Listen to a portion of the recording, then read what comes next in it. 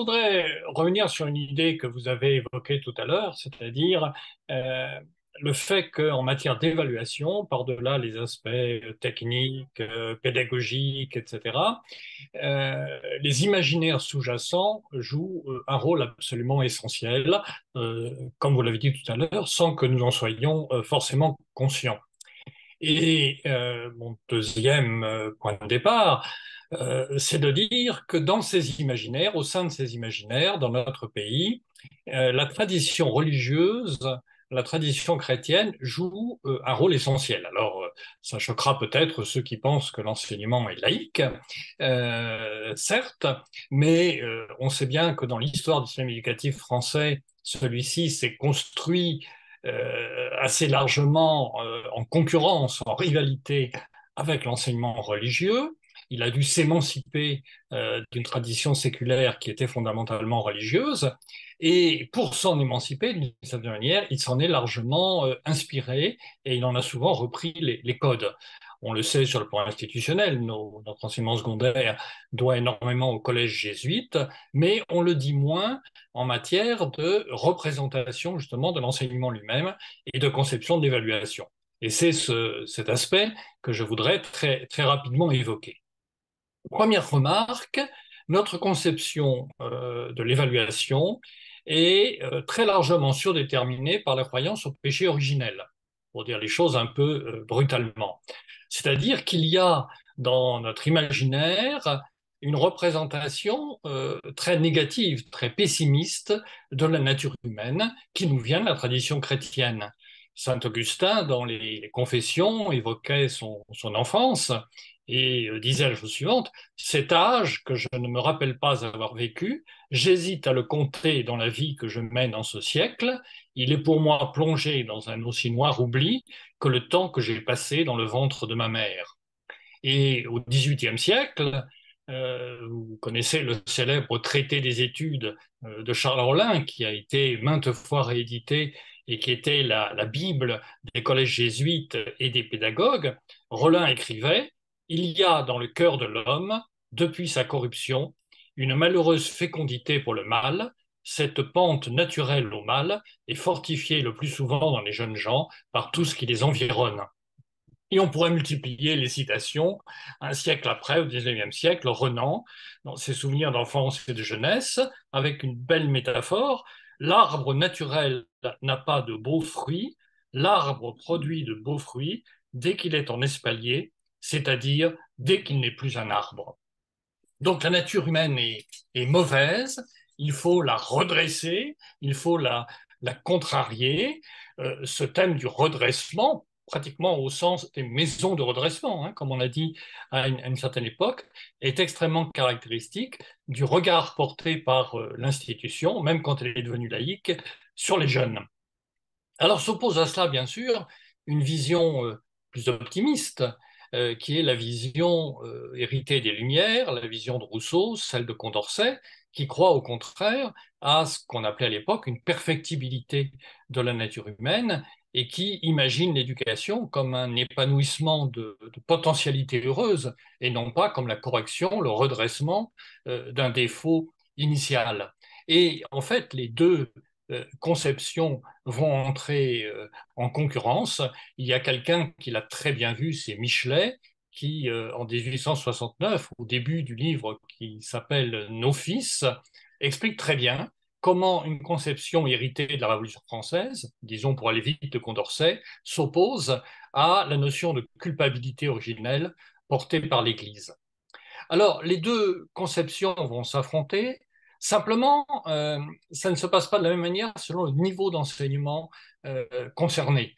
Et pour aller vite, mais je crois que ça explique beaucoup de choses là aussi en matière d'évaluation des élèves, l'enseignement primaire a plutôt repris la conception des Lumières, croire à la perfectibilité des esprits et à la possibilité de mener l'ensemble des élèves vers le niveau le plus élevé possible de formation, alors que l'enseignement secondaire héritier des fameux collèges jésuites, a repris, lui, la conception pessimiste du péché originel et véhicule fondamentalement une vision très sombre de la nature humaine et de la nature des élèves. Deuxième opposition, euh, est-ce que l'on croit au progrès ou pas? Et là encore, il y a un débat qui est un débat en fait d'origine religieuse. Vous avez d'un côté la pensée pascalienne, le fameux fragment de Pascal sur les trois ordres, hein, l'ordre des corps, l'ordre des esprits, l'ordre de la charité, qui sont irréductibles l'un à l'autre, et on ne peut pas passer, selon Pascal, d'un ordre à l'autre, de l'ordre inférieur à l'ordre supérieur, sans que ce soit par une intervention quasi miraculeuse et par une opération qui est de l'ordre de la conversion. Donc il n'y a pas de progression possible d'une certaine manière.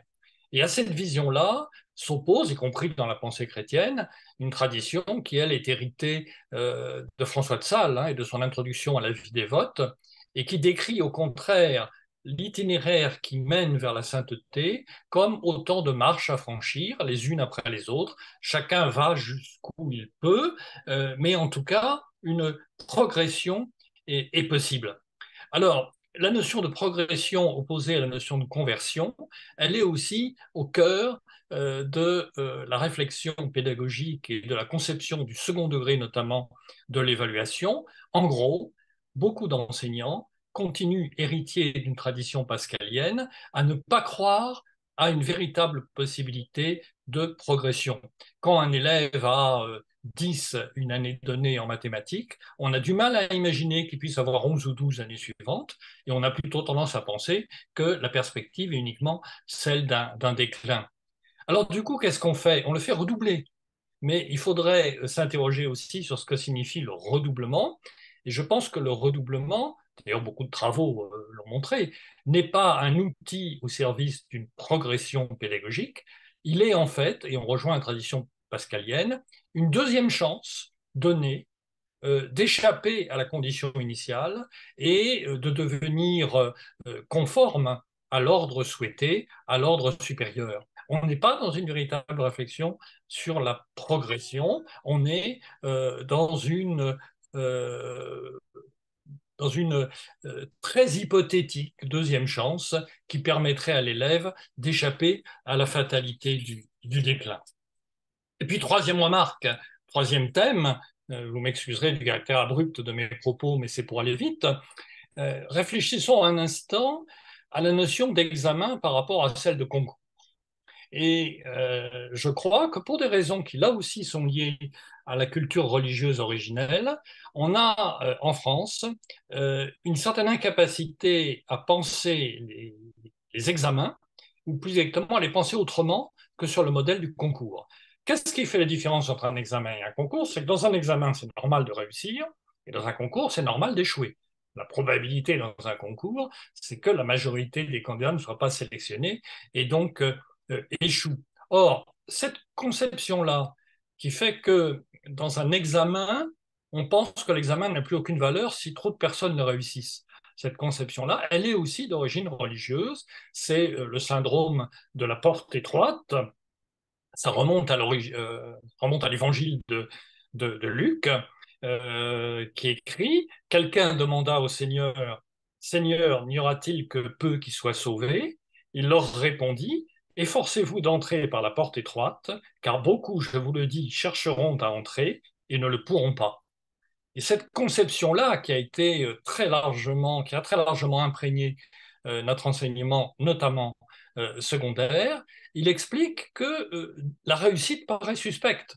Ce qui est normal, entre guillemets, c'est de ne pas franchir cette porte étroite, de rester au seuil, comme c'est le cas dans un concours, qui a d'autant plus de valeur qu'il est plus sélectif. Euh, un examen, c'est normal de le réussir. Personne ne s'indigne de ce que la quasi-totalité des candidats finissent par obtenir le permis de conduire. Ça, on accepte que ce soit un examen. En revanche, pour le baccalauréat, vous le savez bien et je passe les détails, dès qu'il y a trop de reçus et que le taux de réussite progresse, eh bien, on soupçonne un renoncement aux exigences normales de l'examen. Et ceci équivaut pour l'évaluation des élèves, entre parenthèses, vaut aussi pour l'évaluation des enseignants et pour nos procédures de recrutement des enseignants par concours. La France est un pays du concours et plutôt pour le pire que pour le meilleur, c'est largement lié à sa tradition catholique. Donc, vous voyez, sur ces trois thèmes, je pense qu'il faudra évidemment développer, affiner, etc. Mais ça nous incite à souligner l'influence d'un imaginaire qui s'est constitué dans le cadre de notre culture religieuse, de la tradition de notre pays, et à l'intérieur de cette culture religieuse, plus spécifiquement de la tradition janséniste. Ce n'est pas par hasard que j'ai cité Pascal tout à l'heure, Pascal qui est quand même un radicalisé dangereux de ce point de vue-là, y compris aux yeux de l'Église, même s'il est question de le béatifier, semble-t-il, depuis quelque temps. Mais Pascal est un dangereux intégriste du point de vue religieux, contrairement par exemple à François de Sales, c'est-à-dire il est porteur d'une tradition tellement pessimiste et d'une conception tellement négative de la culture humaine qu'elle ne laisse aucune chance aux individus et qu'elle ne permet pas une évaluation positive. Or, le jansénisme, c'est le courant de pensée qui a inspiré les concepteurs de l'école, y compris de l'école qui deviendra par la suite laïque. Pensez à tous les rapports sur l'école qui ont suivi en 1762 l'expulsion des jésuites et qui ont été rédigés dans les milieux parlementaires, c'est-à-dire les milieux d'une bourgeoisie qui était très profondément imprégnée de la tradition janséniste, le fameux rapport de la Chalotais en 1863 et beaucoup d'autres.